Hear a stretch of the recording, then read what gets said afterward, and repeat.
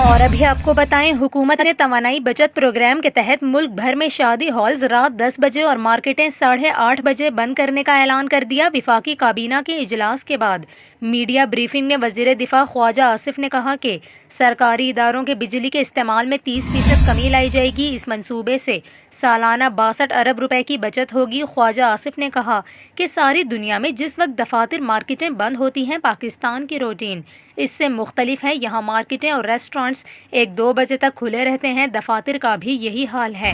हमें अपना तर्ज ज़िंदगी बदलने की ज़रूरत है। हमारी आदत बाकी दुनिया से मुख्तलिफ हैं। उन्होंने कहा कि 1 जुलाई के बाद बिजली से चलने वाले पंखे तैयार नहीं किए जाएंगे। हम गर्मियों में 29,000 मेगावाट बिजली इस्तेमाल करते हैं, जबकि 17,000 मेगावाट बिजली सर्दियों की निस्बत ज़्यादा इस्तेमाल करते हैं। सर्दियों में हम 12,000 मेगावाट बिजली इस्तेमाल करते हैं। गर्मी से बचने के लिए हम 18,000 मेगावाट बिजली इस्तेमाल करते हैं, जिसमें से सिर्फ पंखे 12,000 मेगावाट बिजली इस्तेमाल करते हैं। प्रोग्राम बना रहे हैं कि बिजली का इस्तेमाल नीचे लाएं। हम एक प्रोग्राम पर अमल कर रहे हैं कि पंखों में बिजली का इस्तेमाल कम किया जाए।